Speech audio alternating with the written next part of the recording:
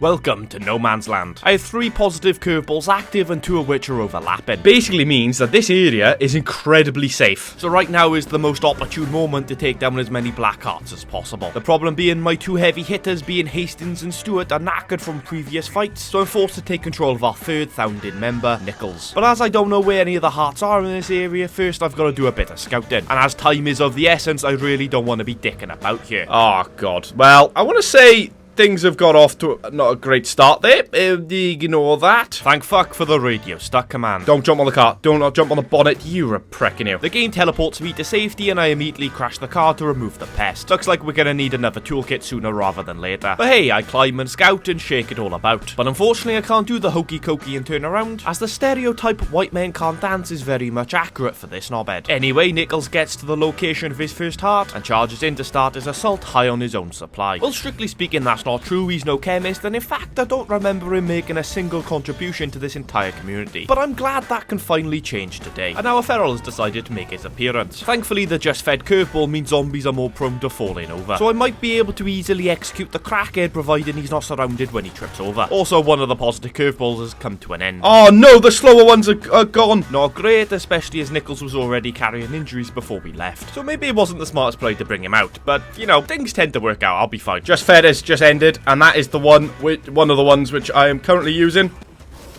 Shit. Well, that certainly didn't help my situation. But my policy is a lot like the US foreign policy. When in doubt, burn the fuck out of everything. I then see the feral trip over his own feet, but by the time I make my move, he's recomposed himself. You clever girl. Did it set that trap itself? Are they evolving? Nah, I doubt it. Nichols probably had a heavy night, seeing as he's basing at the brewery and he's just moving a bit slower than usual. But hey, at least he's managed to execute the crackhead. Although some might say the cost was too great. Oh shit! What? No! Did I kill the feral? I certainly fucking hope so. Oh yeah, you don't need to worry about him unless he's Jesus. But even then, you still got 3 days, so you probably sound like Nichols is not designed for this kind of fight. That's what I'm figuring. But at least now the crackhead's dead, we should finally be able to get some solid hits onto the play card. Although I've just taken my final energy drink, and we still haven't even completed the first phase. And I've seen corpses showing more signs of life than he is. A smart man here would run for the hills, but I am neither a smart man, and Nichols is no pussy. He knows he can gain legendary status by just defeating this thing, and that is why he brought plenty of mollies with him. Corral around, my friend. Corral around. And that's when my caffeine supply completely runs dry. So you think now would be the time to run? Nah, I dash back inside, dodge a couple of zombies and close the back door. And that was unarguably moronic, as I'm completely out of stamina and taking more damage.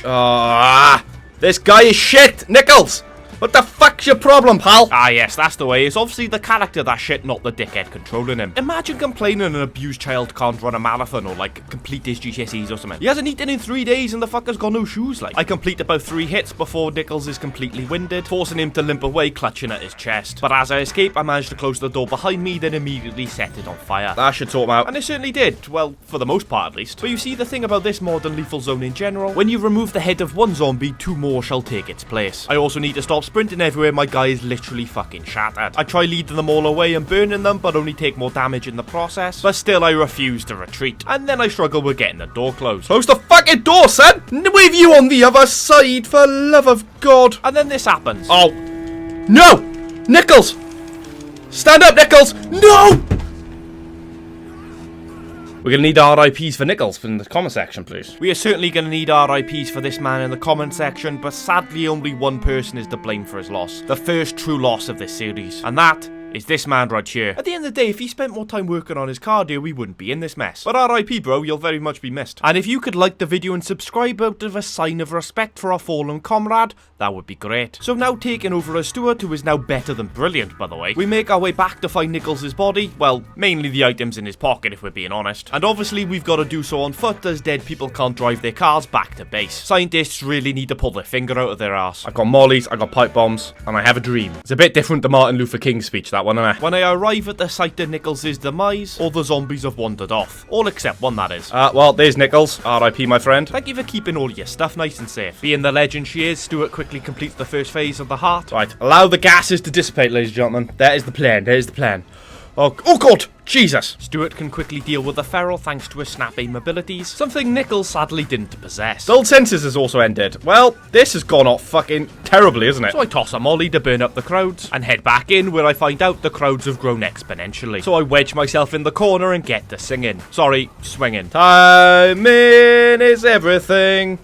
Stamina is everything. Okay, I guess we can multitask. Once my stamina is unsafely depleted, it's time to dip out. But I make sure to toss a pipe bomb over my shoulder as I do so. Surprisingly, that knocked the entire horde flat on its arse. And even though they're still alive, they just refuse to get up and attack me. This must be what it feels like to be feared. That's when I see a bloater enter the room, but unfortunately I can't edge him close enough to the play cart. But I can at least drop a molly to do some crowd control, even if that means I get singed in the process. And that actually worked out really well. That means I can get back in there and finally complete the second phase. Fucking move, move, move. That obviously draws more hordes, so I gotta run around for 5. But as I've led the hordes away, I'm pretty safe to re-enter and attack until they catch back up. And when I say catch back up, I mean this dickhead. Definitely don't want to fight close quarters, especially with my infection bar the way it is. But in the words of the late great Chester Bennington, in the end, it doesn't even matter. Shit. But by now you should always know, we always carry plenty of cures. With the armor completely gone, I pop the crackhead, and then run back inside to beat some more strange meat. And gratefully it's not too much longer before the whole thing falls. I quickly grab the necessities before I get trapped in the kitchen from bloater gas. Obviously not ideal, but at least there's no ferals trying to munch at my ankles. But once that's dissipated, I grab the car and make my way back home, as I think Stuart really deserves a rest. Although before she has a breather, she chats to one of our newbies bootleg, who's like, some moonshiners blew themselves up and all the nearby Zeds are now covered in alcohol. That's when I realise there's a red talon wandering trader on the map, and he's only got 6 minutes left on his shift, so I've really got to get a move on. I grab a load of my redundant shite, white noise machines, crossbows, bog rolls, you know the sort of shit, and make my way over to him without even swapping character. But I'm sure that won't come back to bite us in the ass. Or will it? Gratefully he's hiding out at the site of a former player cart that hasn't been fully looted. That can provide an extra source of influence. But first I wait for the NPCs to clear the horde that was attracted by my loud engine. I sell all of my shite, and I purchase the ammo and fuel rucksacks as well as his frag grenades. And as great as that is, what I really need is building materials so I can continue building out my base. But most of the building mat sites are on the other side of the river, which is very, very deep into plague territory. So I go back to the site of the 2 unfinished houses. Unfortunately, one of which is still rocking a level 2 infestation. But seeing as there's no juggernauts, I should be able to handle the situation. I start fighting the plague Zeds, but as they get too much, I dip out and climb onto the container nearby. I pop the 2 screamers and that clears the infestation, but it's fair to say I could have handled the situation with a bit more finesse. And I certainly can't loot with a population the way it is, so I need to come up with another dastardly plan. But it seems the game has other plans for me. Oh, fuck off, not a siege again. You having a laugh? This is the 3rd time I've been sieged. You know what, I might ignore it. What's the worst that could happen? Who'd have guessed ignoring all of your problems would compound them into a constant source of uncontrollable anxiety with potentially life-changing side effects? I mean, I go and pay a visit to the new neighbours, but it turns out they're a bunch of pricks. You guys are hogging the supplies. How about you share some?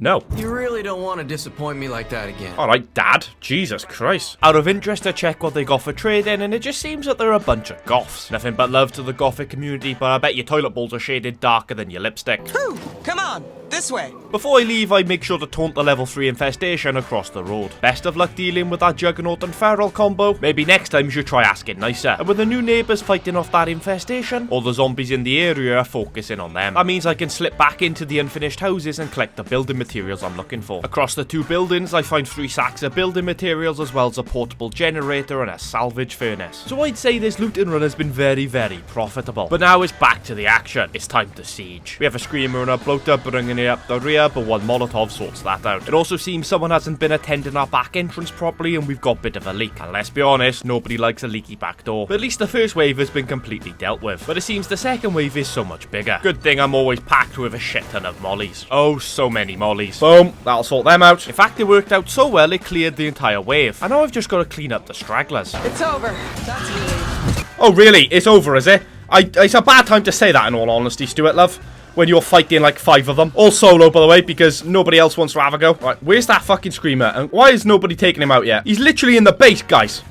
Do you know what I mean? Thankfully, the siege is technically now over, but with all the noise having alerted literally everything in the vicinity, the fight certainly isn't. Oh god, they're coming from everywhere. Oh, for Christ's sake. We even have a wandering horde just casually strolling past, although the symbol definitely painted a bigger issue than the reality presented. And I'm not sure if you can tell, but I start getting a little bit agitated. Nope, I wanted to insta-kill the zombie, mate, not open the door that's behind me. I know, the signs are very subtle. How are you doing, Jay? Yeah, I'm good, mate. I'm good. Bit stressy, like, you know what I mean? Thankfully, Molly is a great stress remover. Sorry, not Molly, Molotovs. Two very different things with very different outcomes. But interestingly, both will make you sweat. That incident certainly left its mark. Other than on Shannon, that is. Lazy bitch. So I start checking people into the infirmary like I'm Noah, 2 at a time. Of all the references I could have gone for there, I went with the Bible. Man, this is such a wholesome channel. I also start building a workshop with the building materials I looted. Then clear the siege site that's forming at the local fire station. Because apparently I've learnt my lesson all of a sudden. And then I'm forced to do something I really didn't want to do. Head into the other side of the river on the desperate search for building materials. Which is arguably a daft decision as Stuart needs a nap and the car is smoking like a pregnant mother for Merthyr. Yes, I know I've used that joke before. What can I say? I'm really big on recycling. This area is usually brilliant for collecting building mats. That is when it's not overrun with the undead. Usually I'd weaponize my arse at this point, but given the damage the car was already taken, I figure it's best to leave. Straight into a dead end apparently. But hey, at least I get to show off my world famous reversing skills. Sorry to disappoint you ladies, I'm a taken man. After deciding the area is too dangerous in my current condition, I head south. I decide to try and loot an auto shop for a toolkit, although it is home to a play cart. So I'm gonna have to use all of my sneaky cunning to pull this off. I turn the corner and execute the first zombie I see, which explodes in my face. Ah yes, I forgot. The moonshine soaked Zeds. In all honesty, they're the last thing I could be asked to deal with right now. I can't melee them because I get gunked. And I can't shoot them because I'll entrap the entire population. Really speaking, my only solution is to run away and try to sneak back round. And some might say I pushed my stealth skills to the absolute limit.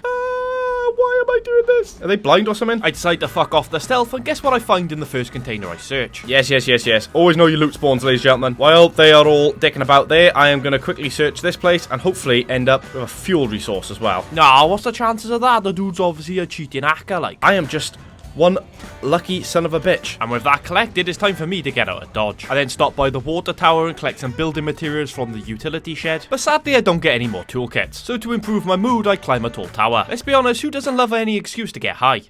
In the air, that is. Having collected another sack of materials, I feel happy spending the 15 in the locker to upgrade my now completed workshop. I can then head back and finally give Stuart a rest, taking over as our leader Hastings, who crafts a double batch of weak painkillers. Then, seeing as the sun is fully risen, head out to take on more play carts. The first of which is in this little house, and I got a horde hot on by 6. But Hastings is an absolute beast and knows exactly how to handle this situation, by pulling a ghost through the door apparently. I find the heart in the bedroom and get to battering. Remember, each phase takes 14 full power swings, so we're in for a long fight. And I get 4 in before we get ambushed by a crackhead. I tried to take the fight outside, but he refuses to come out like he's a Premier League footballer. So I tried to sneak attack him and at least remove his armor. Oh shit, I pressed B! I pressed B! But gratefully he doesn't follow up the attack and I managed to dodge out. He comes at me again, but I'm like, have a go at that, you prick. And then I can head back inside and continue the beatdown. Although it's not too long before the crowds catch up to me, so I do what I do best. Burn, baby, burn. That successfully clears the knobheads and you'll never guess what I do next. Back to bashing sacks. I complete the first phase and surprisingly dip before it burns me alive. But some weird shit is going on with my minimap. I just hope that's a visual glitch and not actual sound waves. But who's to say, that house is looking proper rammed. I jump through the window and wedge myself in the corner and just start timing my swings. As long as nothing comes from that angle, then I might be alright. That is until your stamina drains, of course. At that point, it's time to dip and drop a frag grenade. And that's when I get lunged at. Cool. Oh, you bastard!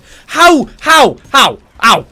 Honest to fucking God. Thankfully, I brought 2 plague cures with me, but those lunging pricks do my bloody head in. This hasn't been a championship performance in all honesty, chat. What can I say? Sometimes you're on your game, sometimes you're not. I batter until the room hits full capacity, then I drop a molly. With me still in the room. It might not have been the smartest play, but guess what? I'm not the smartest player. That's when I spot a bloater lurking about and decide I've got to weaponize it. I head back into the room where the play cart is, and stall proceedings by pushing back zombies while I wait for the bloater to catch up. But while I'm doing this, I get a little message over the radio. Bring us some supplies, or else. Oh, really?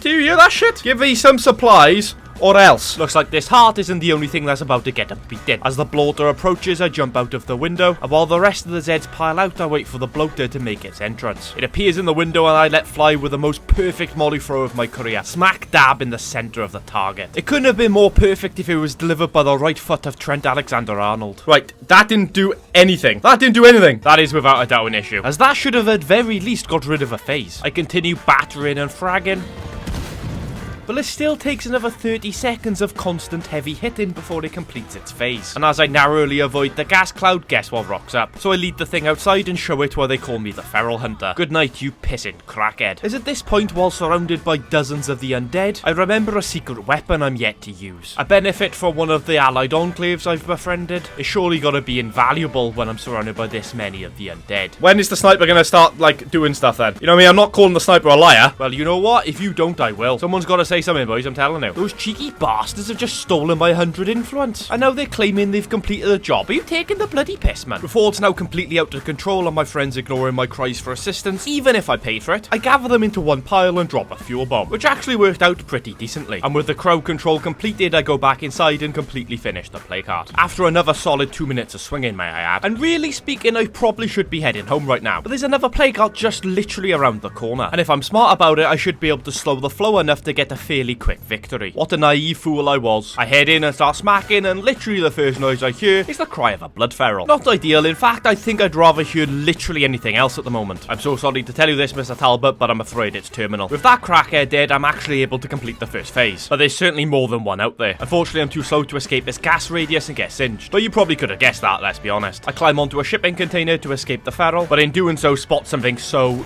much worse. Oh no. Are you seeing this right now? Oh, Jesus Christ. Fearing for my car and not wanting to walk back home, I decide to retreat, but not back home. My plan is to take down these beasts with the back of my car, then return and claim victory over the placard. But as you may have figured out by now, my plans very rarely come off. Oh no, oh no, oh no. Oh God. No, that is not good.